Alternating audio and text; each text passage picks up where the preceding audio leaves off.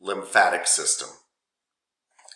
And you know how I always like to give you guys an overview of something before we get into the nitty-gritty of it. Let me share my screen here. So, the lymphatic system, like many systems of your body, works with other systems of your body, right? We just separate it out again to understand it, okay? And the lymphatic system in many ways is really part of your immune system. It helps you fight off disease. And it's also part of your cardiovascular system. And I look at your, those of you who own houses, once every like 6 weeks, do you know how you can put out bulk trash outside and they'll come pick it up with like a little bulldozer? No? You guys don't have that? Miss Hanson, you don't have that? No, we live in like the County Island part, so. Oh, all right. Have it every month. Yeah. Well, we're kind of bougie here in Phoenix, so we've got this bulk trash collect, and the whole idea is they will come pick up stuff that you could not throw away in the regular trash. Like you can put a couch out there. I know, I'm really disappointed about that. I can tell. Not in this County Island. Yes. And it's all around us. Yeah. Yeah, it's a bummer. Yeah. You have to run your bulk trash over to somebody else's house and drop it off. Our neighbor is in construction, and so he's always doing dump runs, so we just go fill his trailer. Yeah, I love that. Anyway, your lymphatic system is essentially the bulk trash collecting system for your body. Let me explain what I mean by that. Remember the cardiovascular system first. Remember the cardiovascular system first. The cardiovascular system is essentially what? Who can tell me? Who can describe the cardiovascular system in 5-year-old terms? Somebody? Anybody? Like what it consists of or what it does? Yeah, both, Miss Monreal, just to kind of explain, yeah, what does it do and how does it do it? And I mean really basic. Well, like, the heart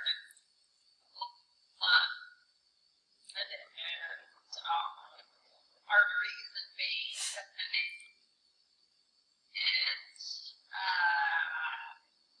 oxygen to your cells. Yeah.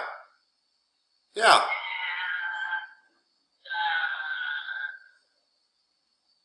I don't know what else. That's good. You cut out a little bit, but that's good. I think you nailed it pretty well. To recap, your cells, very much like flowers in a flower bed, very much like flowers in a flower bed, need to be watered.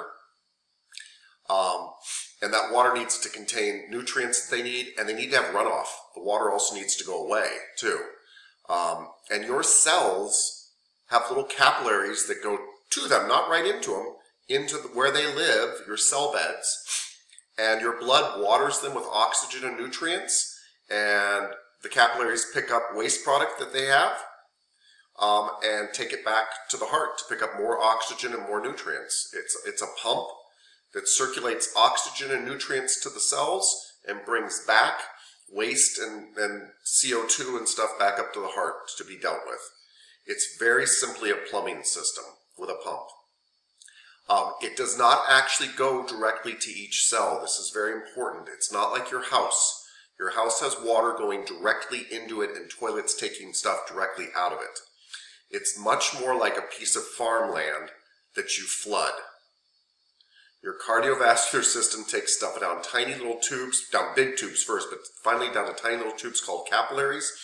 And they're honestly like a drip system for that farm.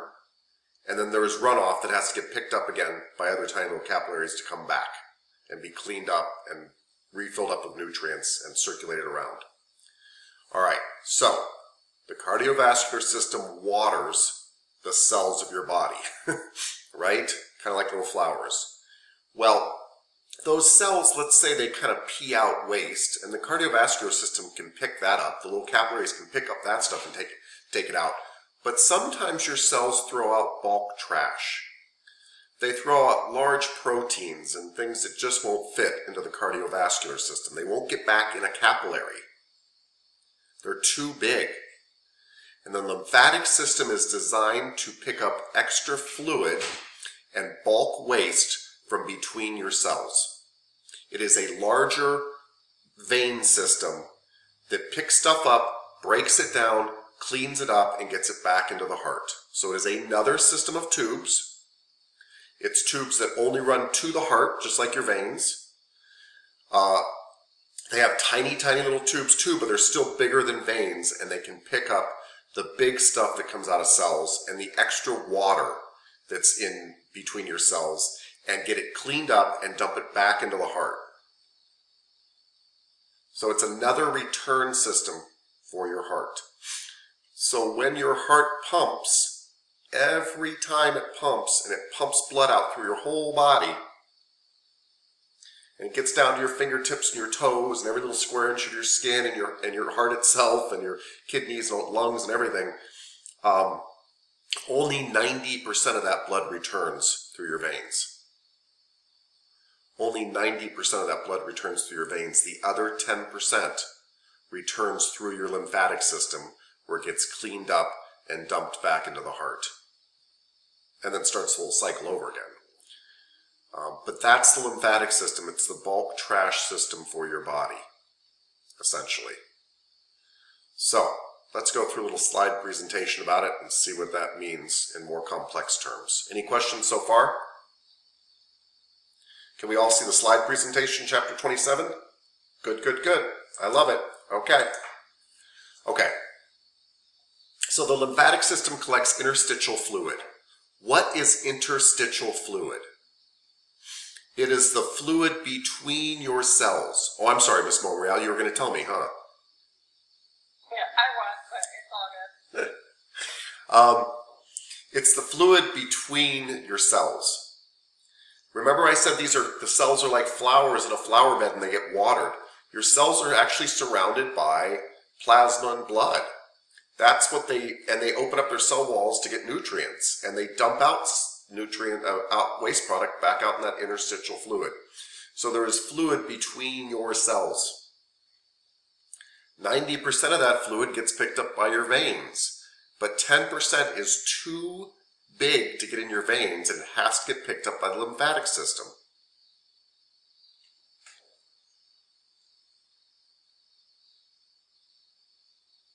That's its main job. Your lymphatic system also picks up fats from your digestive tract, because fats are too big to get into your veins. And so fats have to get picked up by the lymphatic system to get back into your heart and circulated around your body.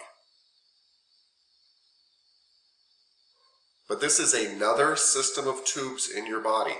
All these tubes, though, all your lymphatic tubes, all of them lead back to the heart, just like your veins do.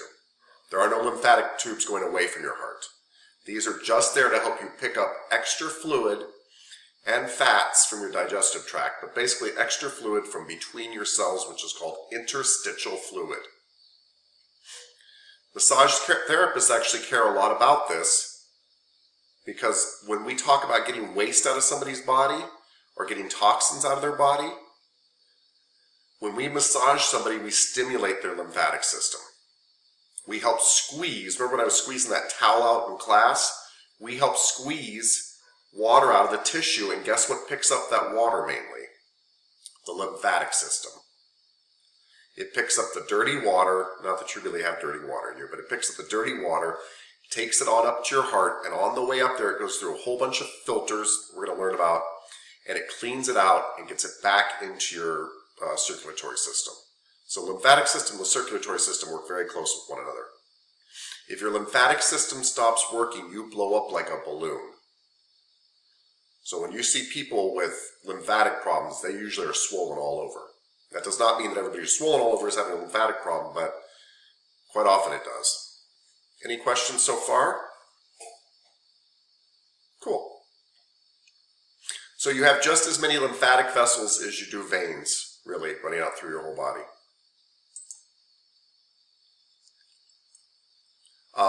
All the stuff that makes up your lymphatic system, the capillaries, the vessels, the trunks, the ducts, the lymph nodes, all the stuff we're about to learn about, they're called lymphatics. It's actually not a term I hear used very often, but lymphatics are all the stuff that make up your lymphatic system. Yeah.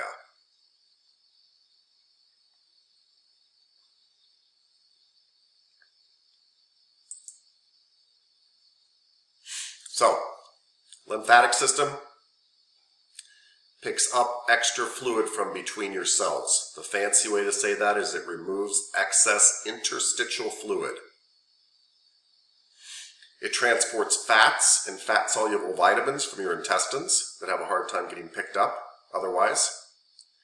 And it also protects the body through defense mechanisms. Your lymphatic system is where a lot of your white blood cells can be found.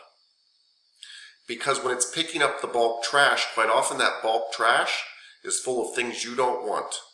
So your lymphatic system is full of white blood cells so that when it's picking up the bulk trash, it also makes sure it cleans it up.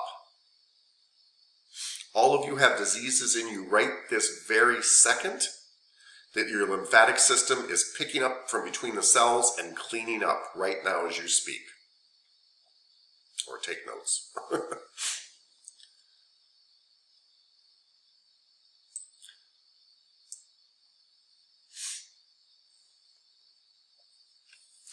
You will hear people talk about moving lymph around a body.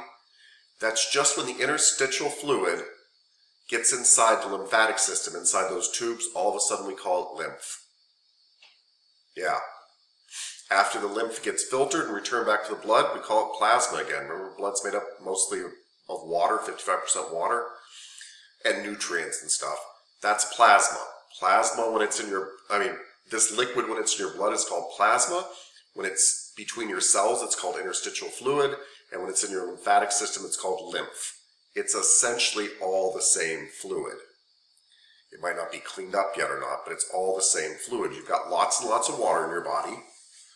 The extra water in your blood is called plasma. The extra water between your cells is called interstitial fluid. And the water inside your lymphatic system is called lymph. So complicated names for a very simple concept. You've got extra water in your blood, and some of it has stuff in it that's too big to get picked back up by your veins. So it gets picked up by your lymphatic system. When it gets picked up by your lymphatic system, it's called lymph. Right? Any questions so far? No? Okay. So yeah, I just said this. Plasma, interstitial fluid, and lymph are all the same fluid. They're just named differently depending on the location they're in. Cool. So, the lymphatic system, you don't need to write stuff down on this page, but the lymphatic system is made up of all sorts of stuff. It's made up of lymph vessels and then these little things called lymph nodes that you see all these green, like peas that you would eat on this picture here. Those are called lymph nodes, and they're little filters that are along the way on these tubes that are part of the lymphatic system that help filter out problems and things like that. That have white blood cells and help filter out bad stuff in your plasma, which is now lymph because it's inside there. But you have other things that are considered part of your lymphatic system because your lymphatic system is part of your defense mechanism. So things that make white blood cells are also considered part of the lymphatic system. Where are white blood cells made?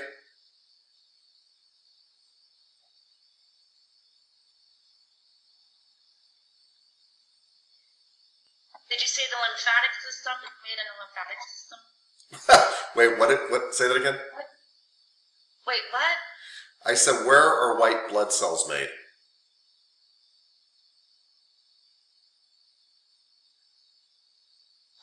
In our bones? Yes. So white blood cells are made in your skeletal system, inside your bones. Well, white blood cells are part of the lymphatic system. You've got loads of white blood cells in your lymph nodes, in your lymph vessels, in your spleen, thymus gland, all sorts of stuff. And so this is where the skeletal system, the lymphatic system overlap, right? Because you can't have white blood cells if you don't have a skeletal system making white blood cells. But once they're made and they leave the bones, they tend to go into the lymphatic system. And you want them there because your lymphatic system's picking up lots of junk in your body. It needs lots of white blood cells there to combat any junk that it finds along the way that needs to be destroyed. It's there to clean it up. So I just wanted to kind of point how those overlap. Do we all see this strange little green and blue man below this naked man with lymph vessels all over him? Okay.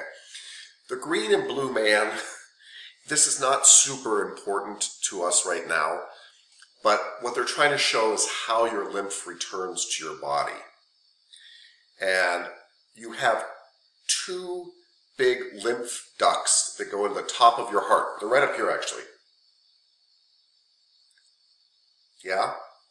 And the right one kind of collects stuff from my head and my right arm, pretty much, and it all goes on the right side. My left one collects stuff from my entire lower body and everything else that gets dumped in here, and they both join together then and go back into, by the way, right, into the right atrium of your heart, right where your veins go back into. In fact, they dump into your superior vena cava, right up here. Anyway, they're just showing you the way the lymph kind of comes together from your whole body. Most of it comes in through the left side. A little bit of your head and your right arm come in from the right side. They join in with the superior vena cava and they go back into your atrium because by then the lymph's been cleaned up. And now that it's back in your atrium, it is plasma. It's plasma again. It's been cleaned up. So,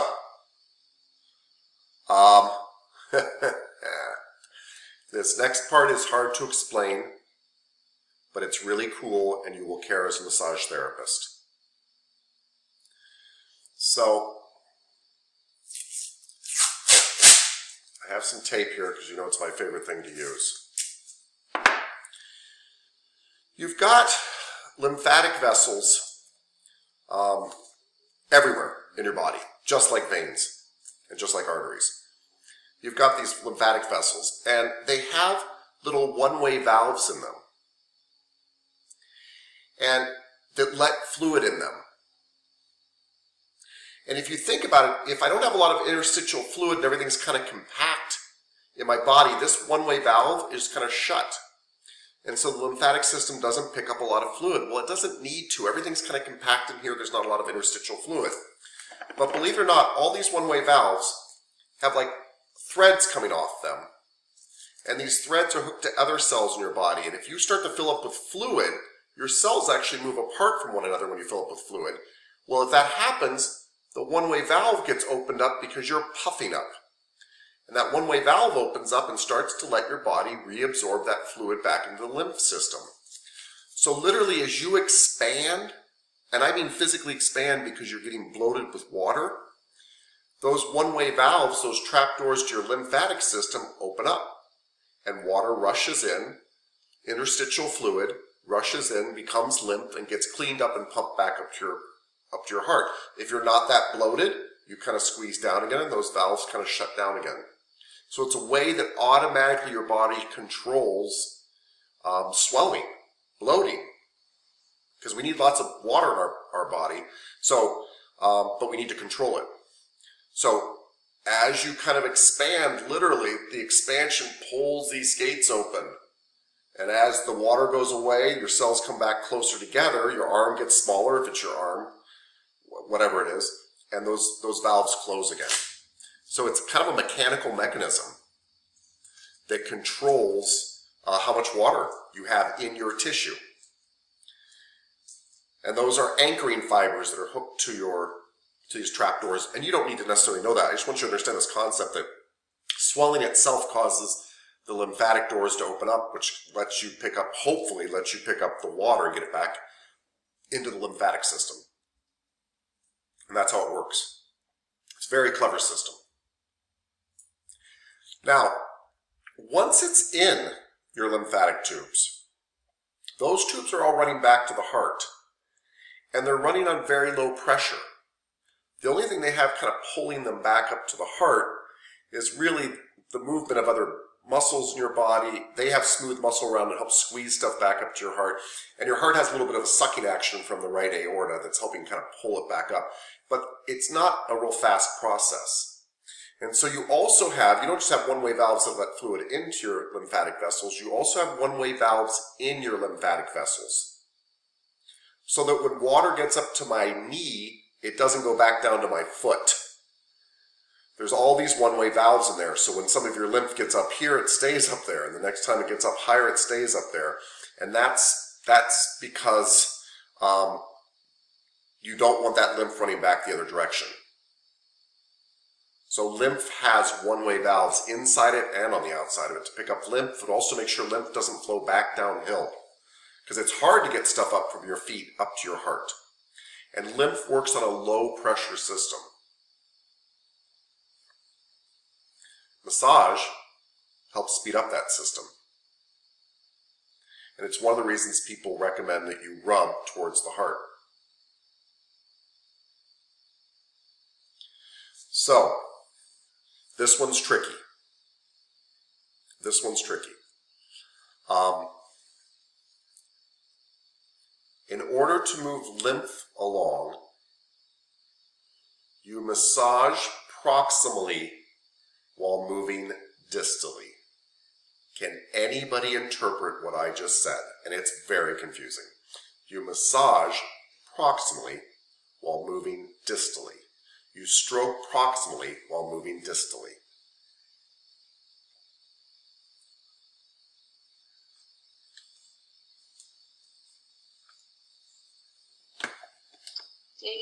Does that mean massage to the heart? You do massage towards the heart. What, Miss Hanson? So it means you're massaging towards the heart, but you're moving away from the heart. Like, yeah, thank you. You interpret at least what I said. You're absolutely right.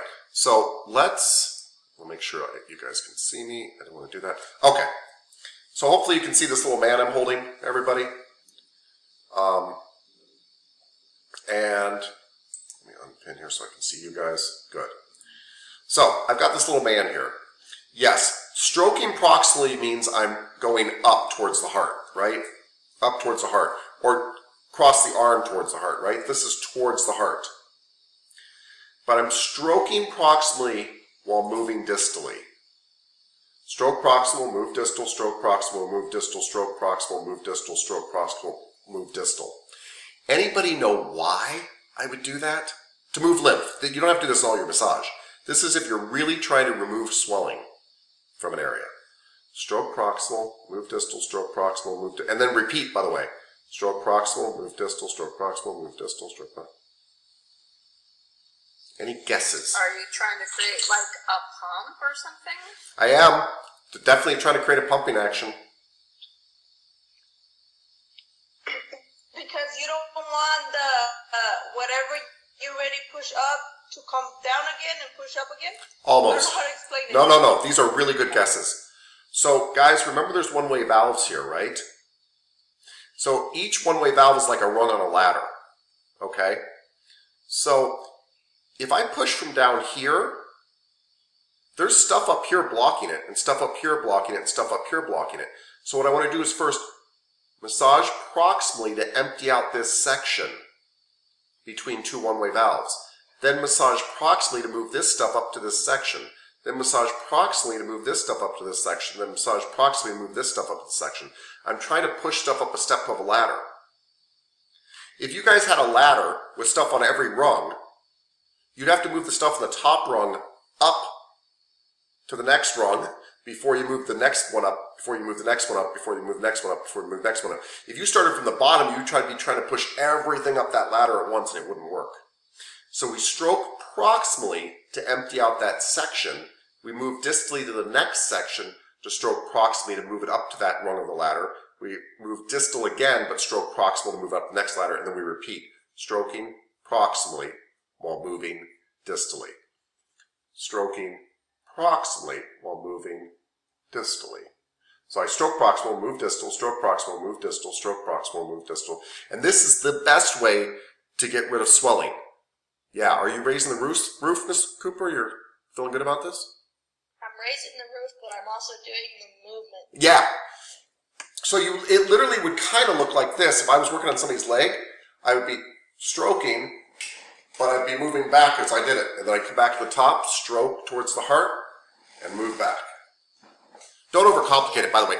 Let me make it less fancy. I could do stroke, stroke, stroke. Back up top. Stroke, stroke, stroke. Yeah, Right? that's what Mr. Hart taught us. He likes to go towards the heart and then away. He does. But this is a little bit different. You are still going to the heart, but after you finish that stroke, you're going back to this next one to fill up that area again. You're going back to this next one to fill up that area. You are emptying the top rung of the ladder before you move the next thing up to it. Then you're going down and move the next thing up to it. And you're going down and move the next thing up to it. Hold on 1 second. I'm going to give you one more example because I want to make sure you visually get this.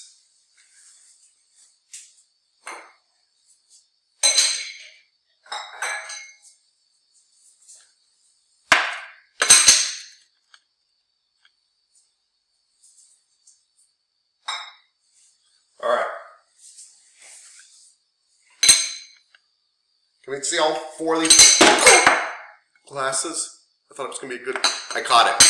Okay. Let's try it with three. Can we see all three of these glasses? Oh my God. Okay, I'm awake now. Imagine that that the bottom of each one of these is a one-way valve. If this top glass is full of water, if all three of these are full of water, you can't move water up from the bottom glass until you get rid of the water from the top glass. So you stroke this water away. Now this is empty. Now you can stroke this water up to this one-way valve to fill this up. Now this one's empty. And now you can stroke water up from the bottom into that one. So, I think this is just if you see swelling. Yes, this is just for swelling. This is not for your regular massage.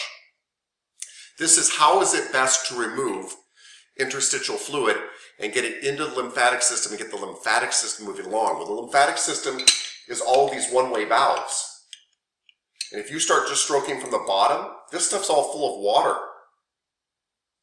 You've got to empty out this top chamber first.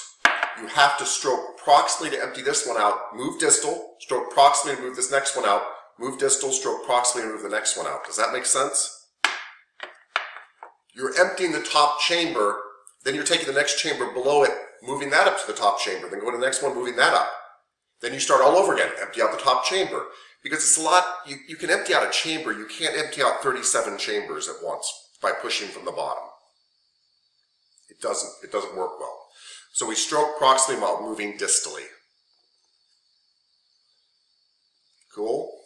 Kinda? I'm going to put these away before I break them.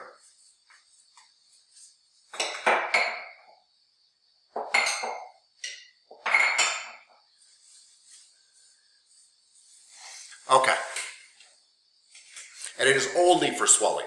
You do not need to worry about, I don't even think you need to worry about going to the heart all the time. You can massage multiple directions at once, but if somebody has swelling, you want to massage back to the heart.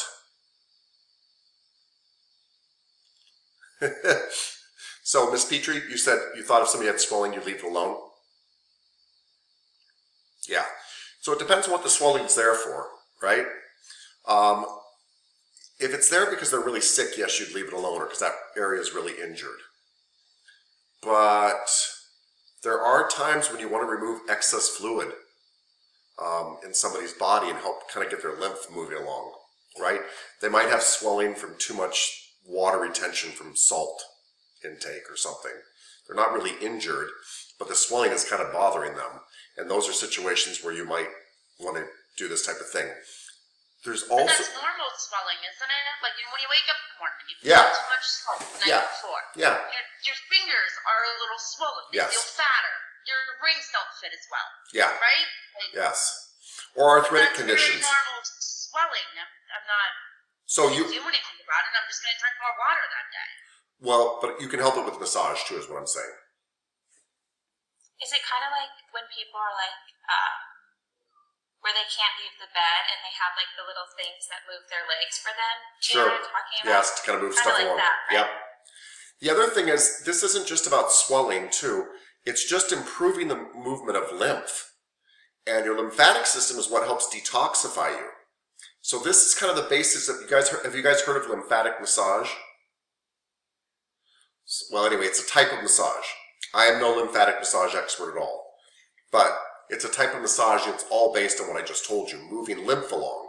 So when you stroke somebody, some lymphatic massage is done very light, and you're not even trying to get visible swelling going. You're trying to actually just get the lymphatic system to work better because that person is a little under the weather or whatever.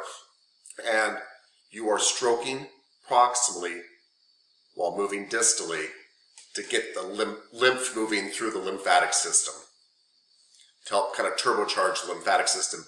Just like when you guys do regular massage, you're kind of trying to turbocharge the circulatory system. So here, this is just a good way to get more fluid moving through the lymphatic system. And we would do that if there was swelling in an area that we wanted to get rid of. We'd also do it if we wanted to kind of boost somebody's immune system and get it working better. And I have seen some amazing things. I have not done them. I have seen some amazing things done with lymphatic massage where people have true infections in an area and they do all this lymphatic massage and the infection goes away very rapidly. Actually, it's quite impressive. And in general, lymphatic massage is a very light massage. It doesn't take a lot of pressure to get those lymph vessels going. That help at all, Miss Petrie? No? I'm not sure. I feel more confused. Okay. You're I right. thought infections were something that you would leave alone too. I mean, if I would. I don't feel quite qualified to work on it. well, I'm not sure. Yeah, I'm just kind of confused again. Okay, so I think that even though this is such a small chapter, this entire chapter was confusing for me. yes. Like the matching literally took me forever because I felt like everything was the same thing. Yeah. I'm like, but that means that too. Oh, but this word means that same exact thing that I just read for that. Yeah. So I literally took me forever to do the matching. I was sitting there for hours. Yeah. So you are not the only person that feels this way. I feel this way too. And let me explain why. When we studied the skeletal system, you guys pretty quickly got that the skeletal system was your bones and the related joints, right? It's pretty easy to know if it's a bone or a related joint. That's the skeletal system. The heart was a pump with a whole bunch of tubes that were either taking blood away from the heart or bringing it back to the heart. I mean, that's the cardiovascular system. Bam. Heart and tubes, right? Pumping blood. That's it. Your digestive system was a big tube from your mouth to your butt. Like it's still a tube. You know when you're in that tube. The tube might widen out to a stomach. It might change into your small intestine or your large intestine, but it was that tube. Very, very simple. The lymphatic system feels like a free-for-all. It's because they don't quite know how to explain it, and they dump a whole lot of stuff into one little thing and call it a system of the body. And maybe it really should be part of other systems. So the lymphatic system, on a simple note, is just vessels going back to your heart that are bigger than veins, and so they can carry bigger stuff. The capillaries at the end of the lymphatic system are bigger than the capillaries at the end of your veins, and they can pick up bigger stuff and get it back to your heart. It's just those tubes. But it gets more complicated than that, because they're like, well, there's lots of white blood cells in these tubes, so we probably should include all white blood cell making stuff in the lymphatic system. And so you've got all this stuff, like they want to talk to you about the spleen and the thymus and all this stuff, because white blood cells are matured there and things like that. And so you're like, oh gosh, and it just starts to get kind of confusing. Absolutely. And then they're like, well, don't forget, bones make the white blood cells, so bones are part of the lymphatic system. You're like, I thought they were part of the skeletal system. And they are. So it feels a little bit like a free-for-all. But if basically these are tubes that clean up stuff, extra fluid from your cells, and get it back into the heart. They really are. And we're going to learn about some organs that help this whole process and help your defense mechanism, because sometimes that stuff going back to the heart is dirty, but that's basically all it is. I have a question. Please, Ms. Torres. So, is the lymphatic massage good for everybody in general, or is just for those specific people that have that issue with their lymphatic drainage? Yeah. I don't know the answer to this, like scientifically, but I would think it would be good for everybody. Just like regular massage is good for everybody. Yeah. Unless they had a problem with their lymphatic system itself, and you didn't want to tax or something, but yeah, I would think it'd be good for everybody. Yeah, anybody can have their lymph drained. Yes. And you will get clients, by the way. It might be a secondary education you guys want to take. And I don't mean 9 months, don't worry. You guys will all have to take continuing education. All of you. Every 2 years you have to take 3 days of class. And this might be something that you want to study, where you're like, I'm going to go back and take lymphatic massage. The nice thing about lymphatic massage, it's super light. And sometimes you get clients come in and they'll be like, I just feel a little run down. I'm not running a fever, I just feel run down. I just think I want a lymphatic massage today, and it's kind of nice if you can do it. And the idea is you're getting their lymphatic system, which is their defense system, working better, and it could just be a nice alternative to deep tissue. So is there any way to make somebody worse if you don't do it correctly, if they had issue with their immune system already? Luckily, essentially, no. That's a great question, but luckily, essentially, no. So if you moved in the wrong direction, the one-way valves would stop you. Their lymphatic system should be able to handle anything going through. Yeah, it should be okay pretty much on anybody. Okay. Yeah. Assuming they can be massaged at all, you're fine.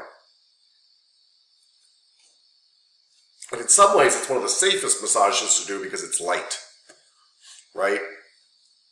You're not doing anything crazy. And you're just trying to help the body's own natural cleanup system clean up better and get moving. Because lymph is a low pressure system, so it tends to pool down in your feet and your legs and such. Is there a reason why, like, some people's legs are more swollen, but like the rest of their body isn't? Yeah, legs are more commonly swollen on everybody. Sitting for long periods of time, lack of walking, things like that tend to cut off venous return from your legs. And so the blood can't get back up, which means you've got more fluid, more interstitial fluid, more fluid between your cells. And that usually occurs in your legs because sitting in a chair cuts you off at the knee and the hip. And that means it's hard for fluid to get back up. And so one of the things that actually helps move lymph is walking. The pumping of your skeletal muscles actually help move lymph back up. So walking also helps move lymph along. So does massage. So does the smooth muscles around the lymph cells too. They kind of try to squeeze the lymph up too, but all those things help. But legs are always more commonly swollen because of gravity, pulling stuff down to your legs, and because of pinching at the knees and the hips with our lifestyle. I'm going to just say something really quick. Please. For anybody who is not liking this chapter, there are some videos on YouTube. I forget what the guy's name is that I like to follow, but like they have very cartoony. Is it Crash Course? Yes, I love that guy. I love that guy too. I may see about showing you guys that tomorrow. There's a guy who does called Crash Course to Anatomy, and he's very geeky in this funny way, and he does great explanations of things like this, like these systems and such. And the videos are like super short. Yeah, like 15 minutes max, maybe. Yeah. Yeah, and then it just puts a picture in your head, you know, because it's got the little cartoony things, and then it's easier to understand. Yeah. Hold on, let's see if I've got it in my computer.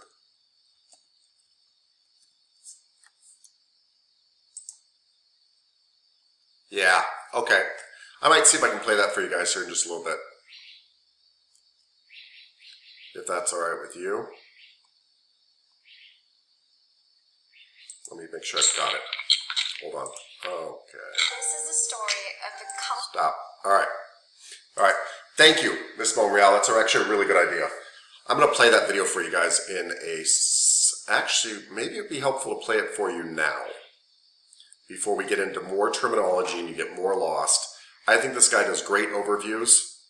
So I'm going to switch what I'm sharing to a different thing and show you a really cool little video that I think, and Miss Monreal thinks too, will kind of clear some stuff up for you. So let me see if I can do that. Let's see here. Yeah, he's cool. He does like every subject too. Like not just anatomy, he does like history and science and Yeah. Can you guys see this thing that says Lymphatic System Crash Course? Yes. Good. I hope this is the guy, so bear with me, we'll find out. Best-selling, waitlist-inducing, Second question, can you hear it? Yes. Okay. always packed. Let's say you're at the airport. You're waiting in line to get through security. You're in your socks, in public, Hey, you're real wrestling quick. with those plastic bins, and people are yelling at you about dumping. Yes, sir. I would mute your mic because we're hearing it through both. Oh, thank you for telling me that. That's actually really good advice. All right, bear with me. I will see if I can do that. That's my speaker. Well, easier said than done. Hold on. Okay. Liquids and taking your laptop out of your bag. But even with a certain amount of chaos, the line moves pretty quickly. I mean, it should, theoretically, because really everyone has the same goal, to get to where they need to be. Now, you probably think at this point that I'm setting you up to talk about stress or anxiety or something, but I am not. Instead, I want you to imagine that security line as being like your blood, moving through your high-pressured circulatory system. And you, my friend, are not just some impatient traveler in a hurry to catch the next plane to Seattle. You are a bit of blood plasma. And the biggest concern of everyone in your queue is just to get delivered to their destination. But the problem with rushing stuff through a blood vessel or through a security line is that if it moves too fast, you run the risk that something bad might get through. So in the case of the line at the airport, every now and then, the security people funnel some random folks over to a slower line for a full pat down and a bag check. And that is kind of what your lymphatic system does. It takes up some extra fluid, and while it's ultimately helping you get to its destination, it runs a background check to make sure it's legit. It may not be as well known as some of your other more popular organ systems, but your lymphatic system quietly plays a vital supporting role to both your cardiovascular and immune systems. For one thing, it maintains your homeostasis by eventually returning most of the fluid that has been diverted back into your blood. Which is good, because if it didn't, your ankles would swell up like balloons, your lungs would fill with fluid, and your blood volume and pressure would drop to the point where your body would just give up and you die. But the lymphatic system isn't just another security line. It also has a series of checkpoints that are staffed by special security officers that have the ability to take care of small infections on the spot. Or if they really don't like the looks of what they've found, they can alert the whole immune system to take it down. So for keeping your blood volume levels where they need to be, for keeping you from collapsing from low blood pressure, and for preventing you from dying from a staph infection every time you scrape your elbow, you have to thank the unsung hero of your anatomy, your lymphatic system.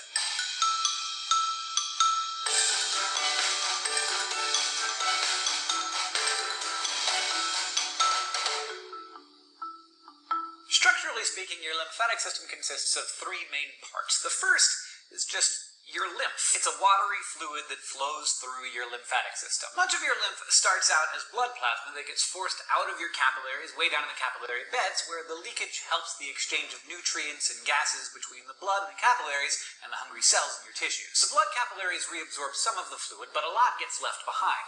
So much of the rest of your lymphatic system works to soak it up and get it back to where it needs to go, inspecting it along the way. For example, you have a network of lymphatic vessels that help reabsorb the fluid at about 600 or 700 lymph nodes, which are basically checkpoints that monitor and cleanse lymph as it filters through. Then there are special lymphoid organs like the spleen, thymus, adenoids, and tonsils, as well as other lymphoid tissues throughout the body. Some of these organs and tissues have special defensive cells of the immune system to fight infection by gobbling up bacteria and other harmful antigens, all of which we'll get a lot more into in upcoming lessons. Others, like the thymus and spleen, provide a nursery for maturing immune cells called lymphocytes. But to understand the special supporting role that your lymphatic system plays in your body, let's start with its origins in the capillary beds of your circulatory system. You'll recall that these beds are where the capillaries carry blood from your arterioles and your arteries before that, and feed blood into your venules and eventually your veins. This is where the transfer of nutrients and waste takes place, as blood pressure is forced plasma out of the arterial end of the capillaries and into the interstitial fluid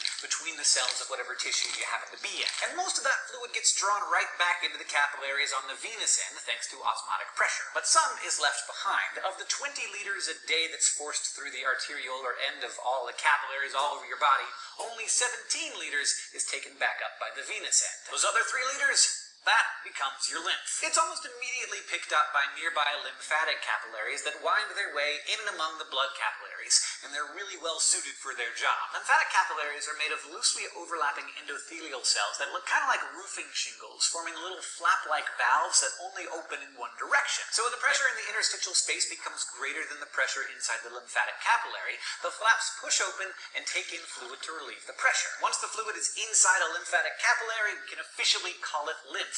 Then it flows through successively larger lymphatic vessels to collecting vessels and the larger trunks, and finally into one of 2 big ducts that feed back into the lowest pressure area of the circulatory system. The right lymphatic duct drains all the lymph collected from the upper right area of the torso, as well as the right arm and the right sides of the head and thorax, and feeds them all into the internal jugular vein. The larger thoracic duct takes lymph from the rest of the body and dumps it into the subclavian vein. Overall, these vessels work a lot like your veins do. They operate under very low pressure, have a series of valves that prevent backflow, and are helped along a bit by smooth muscle in the vessel walls that keep the fluid moving. Okay, so the lymphatic system takes extra fluid that's squeezed out of the blood capillaries and basically mops it up. That sounds handy, but as a living thing that wants to stay alive, what's in it for you exactly? Well, remember, we're talking about recovering 3 liters of blood fluid per day. That's more than half your total blood volume. If that weren't returned to your circulatory system, you'd be looking at a serious drop in blood pressure and little to no oxygen delivery or waste pickup. Plus, any blockage in the lymph system, like from a tumor that obstructs one of your vessels, can be really dangerous, resulting in edema or swelling that can constrain blood flow and lead to serious complications. And finally, don't forget that your lymph also plays a key role in the function of your immune system. Say you scrape your elbow and some bad stuff, like the staphylococcus bacteria that's covering your entire body right now, infiltrates some of the loose areolar or connective tissue under your skin. Since that tissue is full of interstitial fluid that drains into your lymphatics, which ultimately drain to your heart, you're going to want to vanquish those bad guys before they have a chance to wreak any havoc. Whatever will you do? Well, this is where your lymph nodes come in. Your body's main lymphoid organs, the lymph nodes, are where your lymph gets close and regular inspection by its resident immune cells,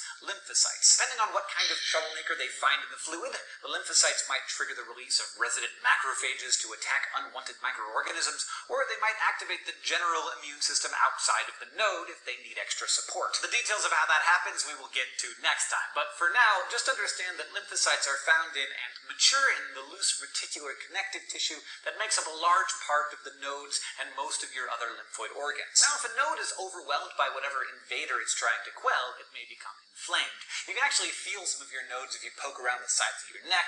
They feel like little bumps. Oh, bump thing.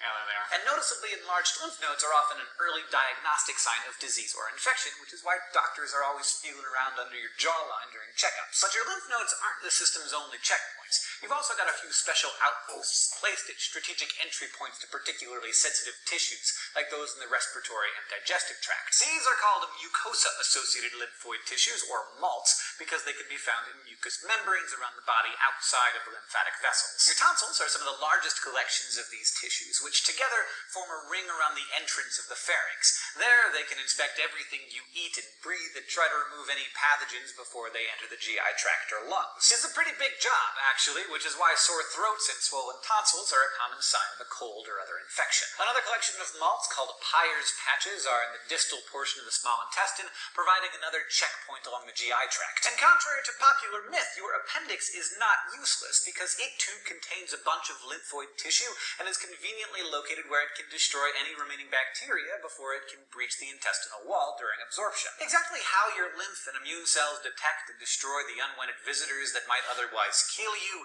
is what we're going to be talking about for the remainder of this course. But for now, you learned how your unsung lymphatic system supports cardiovascular function by collecting, filtering, and returning interstitial fluid back into the bloodstream via a system of lymphatic vessels. We also talked about the system's major role in fighting off infection and how lymph nodes and other lymphoid organs and MALT areas house antigen-attacking lymphocytes that provide crucial support to the immune system. Thank you to our Headmaster of Learning, Linnea Voyev, and thank you to all of our Patreon patrons whose monthly contributions help make Crash Course possible, not only for themselves, but for everybody everywhere. If you like Crash Course and want to help us keep making videos like this one, you can go to patreon.com/Crash Course. This episode was filmed in the Dr. Cheryl's...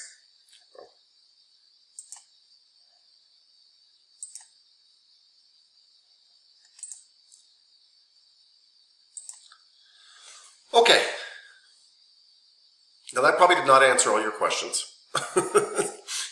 He talks very quickly, but he gave an overview about stuff I've already talked about and some stuff I'm about to talk about, and he covered it pretty well. And again, all of this is confusing because we're trying to understand the human body that's confusing, and we divided it up into sections, and some of it's arbitrary. Like, it's not like God said there's a lymphatic system, right? If you believe in God, God made the lymphatic system, but he or she didn't call it the lymphatic system, right? That's a human being trying to understand all the complicated stuff going on in the body, and they're like, well, there are these tubes, and they kind of work together. Let's call this a system, and then we'll study it. And they dumped a lot of stuff into this. But he is right. The lymphatic system helps with your immune response, helps you fight off bad guys, because it's got a lot of white blood cells in it, and its job is to clean stuff up, and it helps return fluid to your heart. Yeah? Questions so far? No? What did you think of the video? Did you like it? I liked it. I liked the animation. And he did speak really fast, but I think that's part of like us keeping us engaged, because he's speaking so fast that you must listen. Like I don't know. No, but listen. the animations were really cute. Cool. Yeah, the animations help, I think. I hope. That's what I'm trying to find out from you guys. Anybody else have comments about the video, just to help educate me if it's something we should do in the future again? Well, like I said, I really like those videos because it does give an overview, and then it's just like everything crammed into that little bit of time, you know? So I know he talks really fast, but he's covering so much ground. Yeah, no. And I will put the link to the video in today's lecture. Do you know how I put links in there? I'll put the link to today's video in there too, so that you guys... I think they're fun. They're a nice little break and just like a nice little overview. Yeah. I like them. Good. So maybe we'll use more, because I do like the way he kind of encapsulates something very quickly. And I agree with you, Miss Cooper and Miss Hunter. They're fun, and the animations help. Yeah. For anybody who did like them, the ones that follow that one is just more on the immune system, but it starts talking about the different cells, and they're really interesting. Yeah, because it's very complex. So he's got, that was number 44, and yes, the ones that follow that are more about your white blood cells, essentially, your defense mechanisms. Yes, Miss Cooper? You know you can slow the video down, right? Oh, I guess I could. You're right. Yeah. Yeah. And he talked so fast that he'd probably just be talking at a normal speed if he did that. Yeah, that's true. I have mixed feelings about that. It's some weird way like that he talks fast, because I feel like you don't get too caught up in the terms, and you just go, okay, do I understand the lymphatic system? Oh, it's got these tubes, and yeah, they're going up to the heart and stuff. And I feel like sometimes when we go back to the terms, everybody gets really confused. Right? When I try to explain that lymph is plasma in these tubes, I'm really just talking to you about definitions of words, and it starts to get really confusing. But yes, that might be an option too. Slow it down. Yeah, I get confused with the is it the phagocytes and there's one with an M. Phagocytes and it might be phago, but phagocytes. Yeah, that. Okay, yeah, go ahead. Okay. No. Do they both do the same thing? Because don't they eat the other. Yes, phagocytes kind of means, I think, giant eater. And I call them little Pac-Men. And they literally eat I mean, I shouldn't say literally, but they envelop other cells. It's like if they find a bad foreign invader cell, they actually kind of surround it. It's like they've eaten it, and then they digest it, they break it apart. And those are phagocytes. I don't know what the other one you're talking about is. It's with an M, but I'll We'll probably get to it when we get to the immune system. I probably just forgot. Oh, okay. Yeah, which we're not doing today, everybody. Don't worry. We're just sticking with lymph. Sounds like they... Okay. Anyway. Sorry, I wasn't trying to cut you off. I was just trying to reassure everybody we don't have to know about all that yet. Okay, so let me represent my slideshow. Do you guys need a little break? I feel like it's a tough Monday, and I'm seeing a lot of like, I'm a little overwhelmed, I'm a little tired. All right, 10-minute break. Is that a good idea?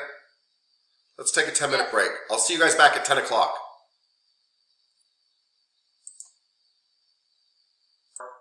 Or you don't know what you don't know kind of thing.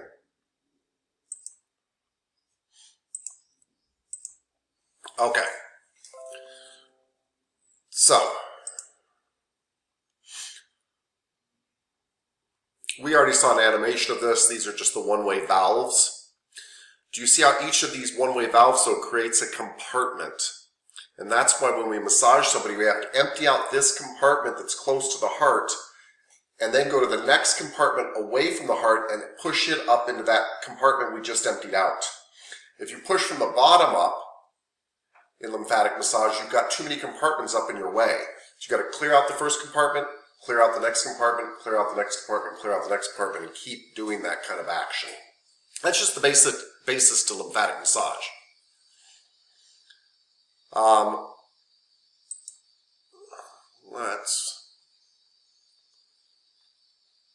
So, just like veins and arteries have bigger things and smaller things, right? Bigger tubes and smaller tubes. Lymphatic stuff is the same way. You have lymphatic capillaries at the end that are teeny tiny little capillaries, right? And those go up into lymph vessels that are bigger and have a whole bunch of capillaries go into them. And a whole bunch of vessels go up into a lymph trunk, which is really like the trunk of a tree, right? And then eventually those all dump back into your superior vena cava to get back into your heart. Don't overthink that. We already talked about the right lymphatic duct, and so did he in the video. Kind of picks up everything from this right quadrant of my body, my right arm and my head. The thoracic duct, which is down in your chest area, picks up everything from my legs and my left arm. It's just the way your body's made. To me, that is not super important, but everybody who talks about the lymphatic system mentions it, and I'm sure it'll be in your test, I'm sure. That's why I underlined it here. But this is just about the way the sewage flows. All right, it's still all coming through lymphatic vessels, getting back into your heart after it gets cleaned up. Yeah? I'll skip by that. Lymphokinesis is a fancy word for the movement of lymph. Lymph always flows in one direction towards the heart, but there are things that can make it flow better. When your skeletal muscle flexes, when I'm doing this, or more importantly walking, that pumping action, because my muscles contract and squeeze, they actually help squeeze lymph back up towards the heart too. So walking around helps move lymph. We also know it helps move venous return too. Yep. Anybody remember what the second heart is? There's a muscle in your body that sometimes we call the second heart. I always remember it. Stomach? Well, I like that, but no. Second heart, it's a calf muscle. Gastric medius? Soleus. Soleus. And I remember this by your heart and soleus. The soleus is known for being a very good pump, and walking around tends to help cause the soleus to contract, and it tends to help push your venous return, which is your blood up through your veins, and it helps push your lymph back up to your heart. So movement helps. That's your skeletal muscles just creating a pumping action secondarily as they get used. Breathing helps return lymph to your body because you create a pressure differential in your chest and your abdomen, and that creates a pumping action that helps pull the lymph back up. So you'll hear people in yoga talk about this when they're working on their breath and breathing deep and breathing with big movements. That actually helps move lymph along. Breath is life, they say in yoga. In massage, we say blood is life, but we're both kind of saying the same thing. Your lymph vessels do have smooth muscle around them. Remember, smooth muscle is around all the tubing of your body, and that smooth muscle can squeeze, squeeze, squeeze, squeeze, squeeze lymph back up to your heart. And then, of course, other stuff that can move lymph along is something called massage, which is why you're all here. And massage, of course, creates a pumping action that helps move lymph along too, along with venous return. Super important.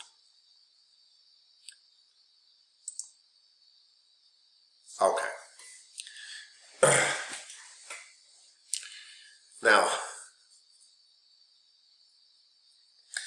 your lymphatic system is divided by people like me who want to make this confusing into primary and secondary organs that make up your lymphatic system. This is just somebody's way of breaking down the system and trying to explain it. I often think it makes it more confusing. But the primary organs of your lymphatic system are ones that actually produce and mature white blood cells. The fancy word for white blood cells is lymphocytes. White blood cells are the ninjas of your body. Their job is to kill foreign invaders. And by the way, cells that are growing too fast, like cancer cells. Their job is to kill those things, to literally destroy them. And in your bone marrow, inside your bones, you make B cells. Remember, B for bones. And in your thymus, which is found, right on your heart, it's a gland found right on your heart, you make T cells. And T, remember T, thymus. And actually, I'm sorry, thymus doesn't really so much make T cells as it matures them at that place. That's where they kind of grow up. But anyway, both B cells and T cells are white blood cells. They are types of leukocytes. They are meant to kill foreign invaders. That's their job. They're very good at this. They like to hang out, these B cells and T cells, once they've matured or once they've been made in your bone.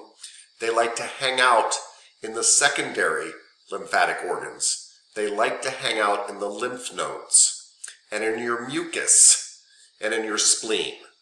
So, lymph nodes are tiny little filters that are about the size of a pea along your lymphatic vessels. There's about 600 in your body. There's a lot. And you got them all over the place. It's a really clever system because you got this tubing with all these filters in the tubing, and all the filters are full of white blood cells. So if they run across any problems, they can destroy it. And if that problem gets on to the next one, it can destroy it. So you've got lots of backup systems. It's a really neat system. You can feel your lymph nodes sometimes when you're sick right here around your neck because they swell. And they're swelling because they're full of stuff that they're dealing with and full of more white blood cells than normal, and they're not going to let that stuff go through until it destroys it, so they swell up. It's a good thing. But it's one of the ways you can tell that you are fighting off an infection. And that is what, like the guy said in the video, that's why doctors feel right here to see if you're fighting off an infection. But you have lymph nodes everywhere. There's 600. They're all over your body. There are places that you tend to have more than other places, and we'll get to that, but you have them everywhere. And then this fancy mucosa-associated lymphoid tissue, just think of mucus, like your tonsils. Your tonsils are considered mucosa-associated lymphoid tissue. They're back here in this area where you make mucus to capture bad stuff that comes to your body. That's the purpose of snot, by the way, everybody. I know it's gross stuff, but it's gross for a reason. It catches stuff that's flying in your body that you don't want in your body. And so your tonsils, that's one of their jobs, is to store white blood cells and kill foreign invaders as they're coming in through your mouth. And then you have something called your spleen. We have not talked about your spleen yet. It is the largest organ of your lymphatic system, and it's right about here.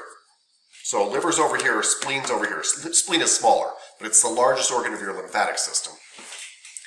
The spleen does a lot of neat stuff, but it's essentially a giant lymph node. So these tiny little pea-like lymph nodes, the spleen is essentially a giant one. The spleen has lots and lots of white blood cells in it. It is a blood filterer. I don't think they talk about this in your book, but your spleen actually holds a backup pint of blood for you too. So why would you want a backup pint of blood? Anybody? Yes, Miss Hunter. In case you bleed out. Yes. No, she's In right. case you bleed out and Right. you need to mix the blood real quick. Yeah, because there's two problems that happen when you bleed. One is you're losing blood and you've only got so much. But the second one is you're losing pressure. If you don't have enough pressure in the system, if you release the pressure in the system because you've cut an artery, there's not enough pressure to get blood around too. And so the spleen is there to be able to ready to dump a pint of blood into your system like that if it needs it. And absolutely, if you get cut very badly, that's one of the things the spleen will do is dump out a whole bunch of blood into your, it's kind of giving you like a transfusion right there on the spot. Which is why if you're in a street fight, don't get stabbed in your spleen because it's all over. Get stabbed somewhere else, right? Protect that left side of your body right there below your rib. Were you going to say something to Stanley? Yeah, I was going to ask, is it kind of like, does it activate when you like donate like a pint of blood? It like basically gives it back to you? Yeah, it might. I honestly don't know. It would make sense to me that it would slowly release if you donate it. If it sensed that you were low on blood volume, it would start releasing. So I could see that happening. Oh, okay. Yeah, it depends on how, I don't know how much your blood pressure has to drop for it to release. But it is there for those reasons. Yeah.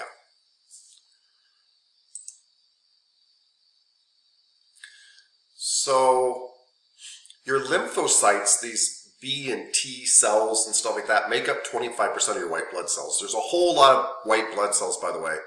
Lots of different types. And when we look at your defense system for your body, we'll talk more about them. I do not want to get into them today because it just makes this whole thing more confusing.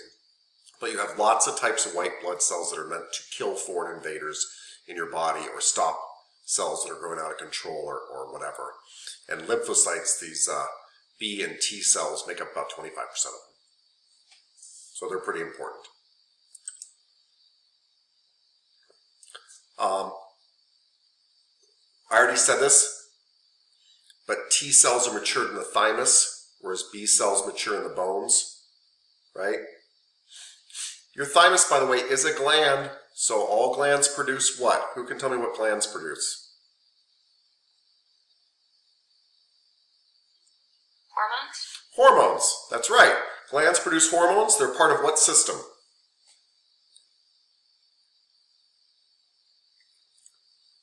The endocrine system? Perfect, yes. They're part of the endocrine system. And your thymus produces hormones that actually tell B cells and T cells to mature. They actually send chemical messages to those cells and tell them to start maturing into these really amazing, badass cells that Miss Hunter actually told us about. Thank you for that, Miss Hunter. We don't have to get into that at all. So, these tiny lymph nodes that are little peas that you have 600 of your body, all over your body, you have them everywhere. But you also have areas where you have a whole bunch together. And instead of trying to memorize what's on the slide here, I would say that you can find large quantities of lymph nodes at all the folds of your body, the places you bend. So do I bend at my neck? Yes, I do. Can I find lymph nodes there? Yes, I can. Do I bend at my armpit? Yes, I do, my axillary region. Yes, I do. you have lymph nodes in there. It's one of the reasons we don't massage right in the axillary region, right? There's arteries, veins, lymph vessels, and nerves here, but there's also lymph nodes here. And you can actually feel swollen lymph nodes in your armpit when you're really sick. Do I bend at my hip? Yes, I do. So right here, which is where your inguinal ligament is, you have inguinal nodes. These are lymph nodes. You've got extra here. Do I bend at my stomach? Yes, I do. There is a group of lymph nodes that are kind of behind your stomach, between your stomach and like your lumbar region, that are called the cisterna chili. I wouldn't worry about that too much, but it's a group of lymph nodes there, and they're there because a lot of your lymph from your lower body comes back up and has to get processed here, so you got a boatload of filters down there to clean it all up before it gets back up to the heart. So they just named a place where you find a lot of lymph nodes. But so the places I bend, you will find more lymph nodes than other places. The bigger the bend, the more lymph nodes you'll find. So you'll find some in my elbow, but you'll find more in my armpit. You'll find some in my knee, but you'll find even more in my hip. You'll find a whole lot in the stomach. That's the cisterna chili. And it's just a group of lymph nodes. And all these are just filters along the path of the lymphatic system. Along the pipes, you've got filters, and these filters are full of white blood cells. So that if something comes floating along that shouldn't be there, one of those 600 filters is going to take care of it, if not a whole lot of them. And the reason you have so many of them, by the way, is your lymphatic system has all sorts of tubes in case one tube gets clogged. Your lymph can go through another tube. So you got filters everywhere.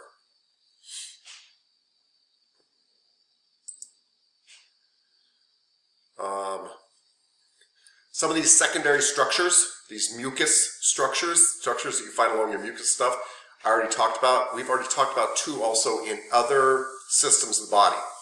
But your tonsils are one. Your tonsils are kind of in the back of your mouth. Peyer's patches, which we talked about actually, are on your small intestines. Why would you have a whole bunch of white blood cells on your small intestines?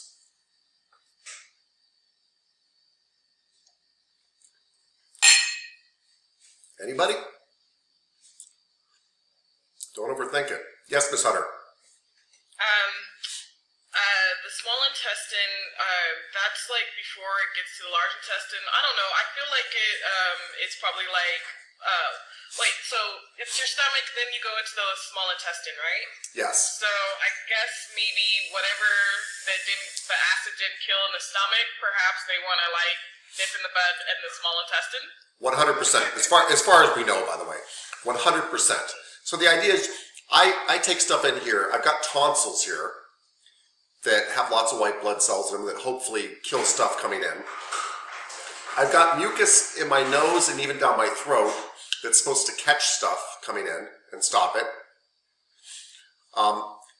Then I've got stomach acid that should kill off stuff. If it makes it past that, I've got these Peyer's patches, which is just a whole lot of these white blood cell producing tissue in my small intestines to get that too. And if it still makes it past that, you've got these same types of white blood cell producing tissue in your large intestine too, right at the beginning of your large intestine, kind of as part of your appendix. And the idea is these are all little forts, outposts, where you keep your army men in case you have a foreign invader. You know, and just like the United States... Oh, go ahead. Like, I was just wondering, like, if it's already gone to your large intestine, like, I mean, it's making its way out, whatever it is. So, I don't know, I guess they still can do damage. I don't know. Yeah. Whatever is in your body. Yes, it can still do damage. You're absolutely right. It is on the way out. But it can take a while for it to be on the way out. The other thing is your intestines can be a place where problems could start too. So maybe bacteria gets out of control, or something that wasn't a big deal on the way through finally grew and became a big deal. And so you're still dealing with it there. Yeah. So this whole lymphatic system has got all these different little outposts where white blood cells hang out, which are really kind of like the ninjas or the army men of your defense mechanism, and they're in all different places to protect you.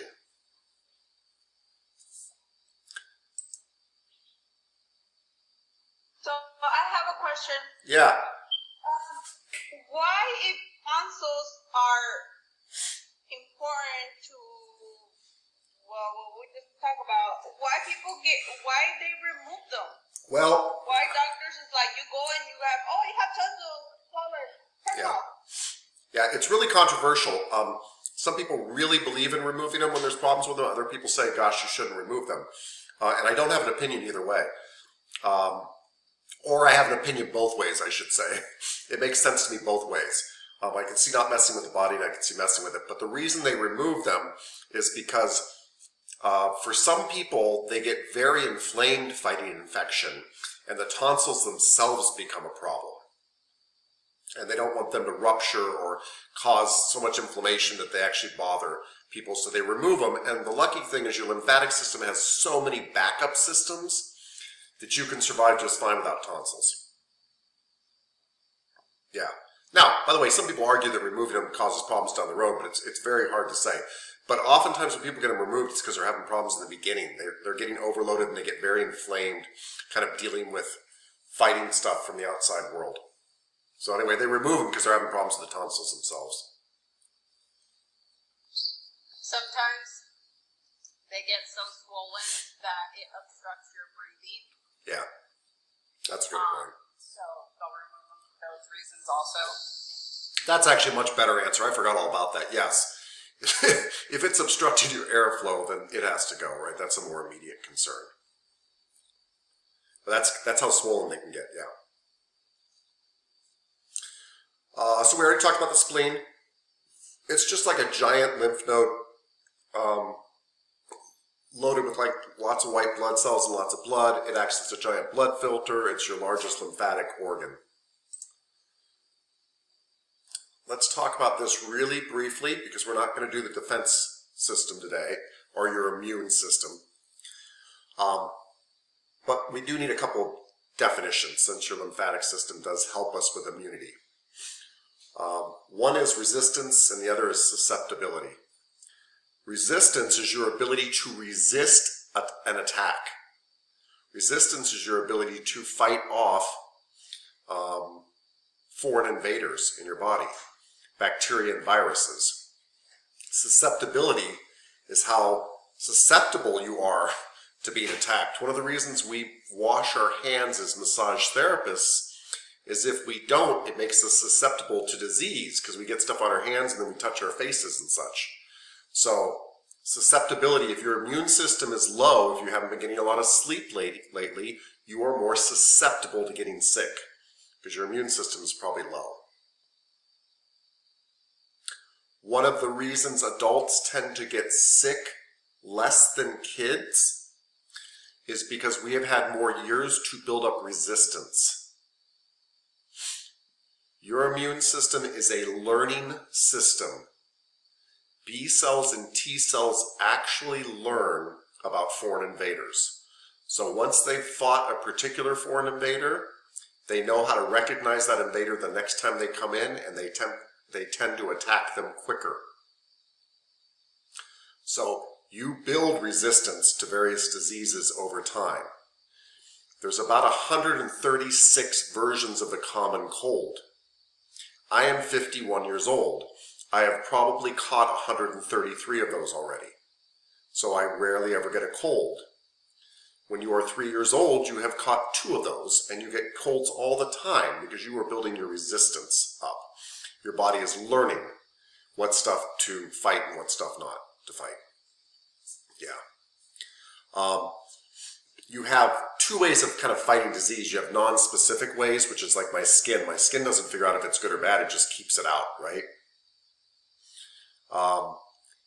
T cells and B cells are called specific because they actually learn. So when you get COVID, your T cells and B cells remember COVID. And the next time it comes into your body, they more quickly recognize this is a foreign invader, we need to attack it right away. The first time they don't recognize, right? So you guys do the same thing in real life. If somebody walks up to you and they give you a hard time, you remember what they look like. And the next time you see them coming, you avoid them.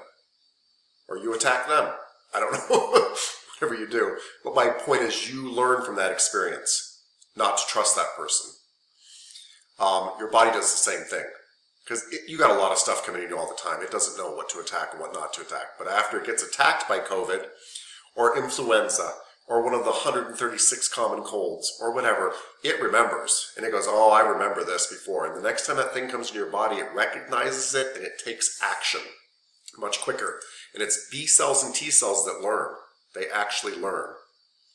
In a way, they kind of save a little blueprint from whoever attacked them and store it with them so they can recognize it next time. They do not forget. So,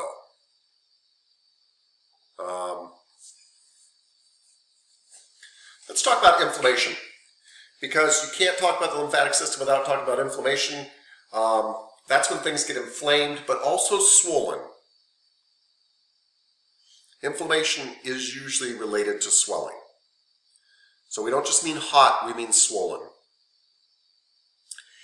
And inflammation is actually originally a good problem in your body. When you traumatize something and hurt the tissue here, your body rushes fluid in for several reasons. One is that when that area is wetter, it's easier to float away debris and it's easier to get nutrients in. So by making that area fill up with fluid, that fluid in general is full of good things, right? It's full of good nutrients coming in, more white blood cells come in to fight any infection, and any debris can kind of get pushed out through the lymph. So the swelling is meant to increase healing in that area. Swelling also, like when you hit your elbow and it swells up, it's also meant to splint the area so you don't move it as much so it can heal. So swelling in itself is your body's attempt to heal something, to bring more fluid to that area. That's what swelling is meant to do. It's supposed to be a good thing. We don't want it to last forever. And sometimes people get swelling for other reasons, like their defense mechanisms attacking them. But in general, inflammation is a good thing. It's your body's defense mechanism trying to heal an area that it thinks there's damage. Now, when you have arthritis, where your immune system is actually attacking its own joints and stuff, the swelling from that is still a good thing. Your body's trying to heal that area, but it's trying to heal stuff that it's caused in the first place. But anyway, inflammation is heat and swelling in an area.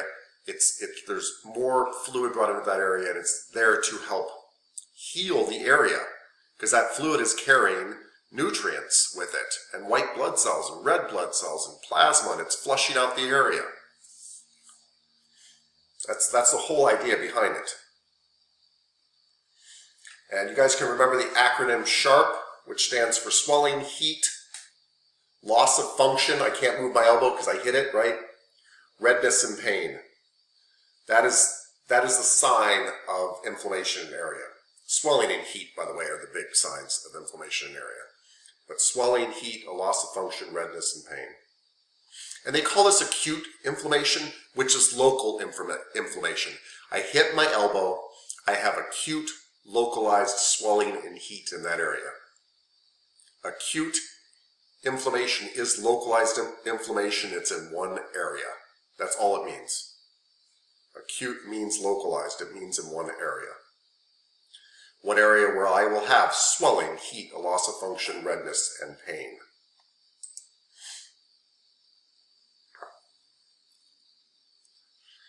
Now, when I have widespread swelling throughout my whole body, this is systemic inflammation. This is through my whole system. That is not acute inflammation, it's systemic.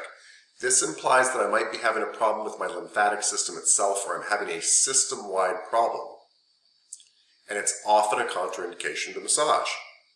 We're not talking about swelling in the legs. We're talking about my whole body is having a problem getting fluid back, which implies that I'm having a problem with my whole system. And since my whole system's having a problem, since I'm having local contraindications at every single place in my body, it starts to become an absolute contraindication. Does that make sense? because it's systemic, just like a fever. Things that affect your whole system are often, not always, but often contraindications to massage.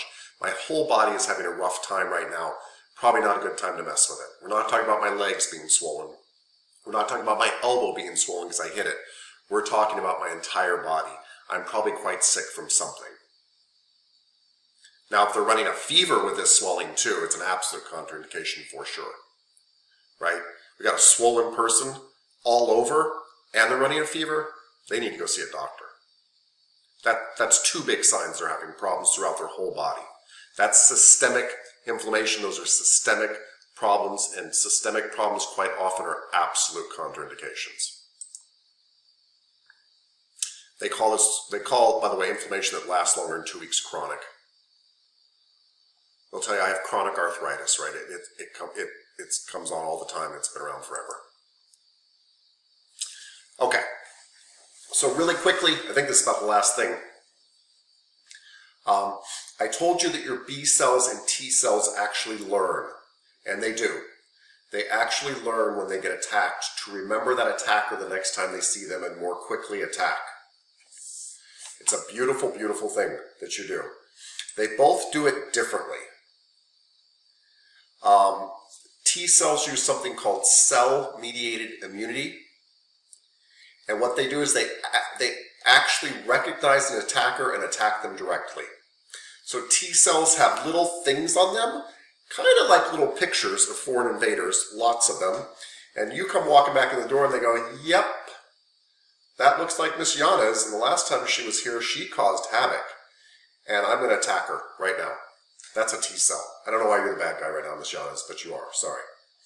So, I think it's because I can see you on my camera. But I got a picture of Miss Yana's, and last time she was here, she caused havoc. I'm going to attack her right away. I'm a T cell. I've got a picture of her. I recognize her, and bam, she's going to have to deal with me.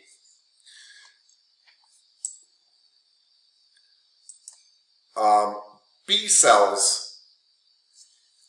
cells do something similar, but in a way what they do is they hold up a picture and they say, hey, that's Miss Yana's, and they start producing a whole lot of other cells that will attack her.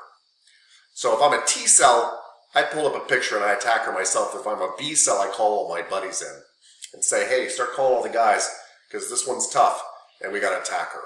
But in both cases, we have learned from her coming into our establishment before and causing havoc. All right? So, yes? is one like the first line of defense, and then if it's still a problem after that, then the other ones call the buddies, or they both kind of happen at the same time? My understanding is they both happen at the same time. There's just two different approaches to the same problem. So one's floating around. It's kind of clever. One floats around and says, hey, you know this, I'm sorry, it's still you, Miss Jonas. Miss Jonas, she's a tough character. And so the minute she comes in my door, I'm a T cell, and I'm gonna just start pounding on her right away, right? Because I can't let her do much. But the B cells are like, this lady's really tough though too, so we better start making more of our buddies just in case. So we're both working on the Yana's problem from different directions. I'm gonna handle it right away. The B cells are handling it right away too, but they're handling it by making more antibodies, more white blood cells to come fight her. Specifically her. But yes, they both do it at the same time. I think you're going to get a more instant response from the T cell because I'm going to start fighting right away, but the B cell is responding right away too, but responding by making more things to fight this foreign invader. So I hope that answers your question. But it's not one after the other, no.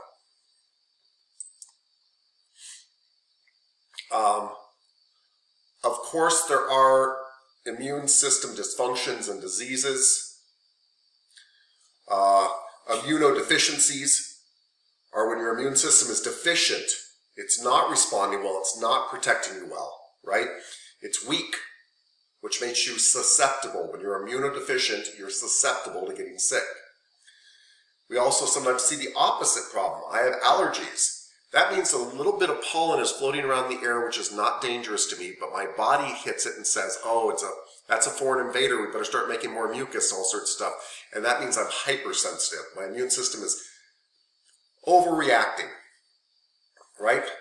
We've all done this as actual people, right? We've underreacted to a situation where we should have reacted more strongly, or we've overreacted to a situation where we were way over the top, right?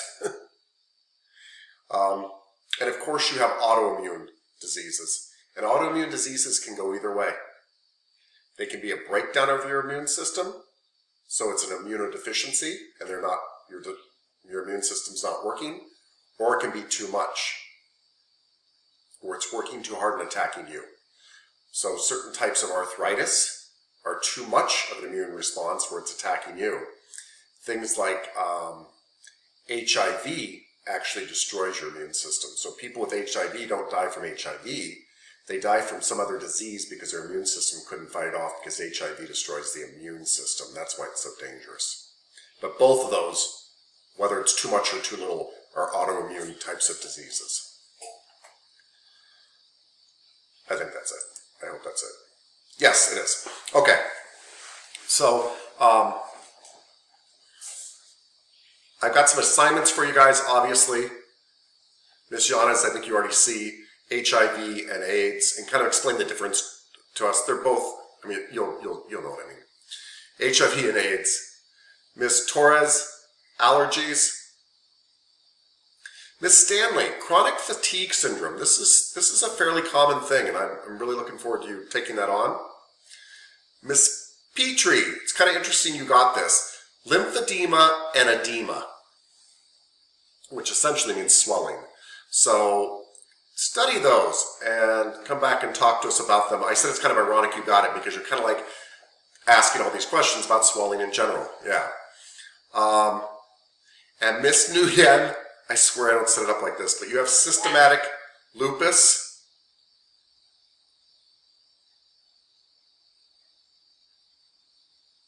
Erythematosus. But just systematic lupus will do. The rest of you are probably wondering what you have. The rest of you are going to help us review systems of the body. You're probably wondering how in depth to go on these. I just want 3 to 5 minutes about the systems of the body. So Ms. Bilotic, remind us about the integumentary system. So for Ms. Bilotic, she might tell us, I'm going to give you an example so you guys know. She might tell us the integumentary system is made up of the hair, skin, and nails, because we need to know what it's made up of. She'd tell us what it does for us, right? It's your first line of defense, right? It helps you produce vitamin D. It's where your sensory organs are found, so you can feel things. She would go on and on about that. She would explain the layers of skin, right? What we call those, and any interesting facts we should remember. So Ms. Cooper, you've got the skeletal system. She would define the skeletal system as bones and associated joints. And then she tells us what's important about the skeletal system. Well, it's the levers that your skeletal muscles attach to give you movement. It protects your organs. It's where you produce red and white blood cells in your long bones. It can store minerals. It can store calcium. It can store some fats. She would tell us about the skeletal system. It does not have to be huge in depth, but enough that we really kind of walk away and go, yeah, that's all the stuff we talked about, yeah. So 3 minutes. 3 minutes. But please review your notes and give us 3 really good solid minutes of important stuff. I don't mean you, Ms. Cooper, I mean everybody. Ms. Felix Osuna, the muscular system. Ms. Hanson, the nervous system. Don't be nervous about that. And Ms. Harper, the cardiovascular system. Ms. Hunter, the endocrine system. Yep. Mr. Kondaris, the digestive system.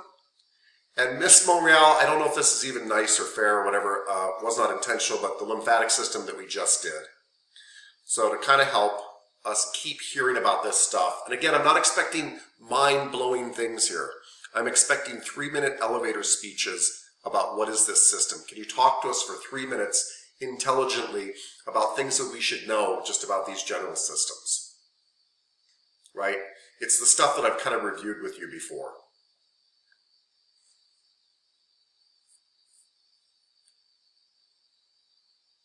Yeah?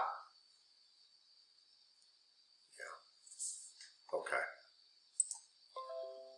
So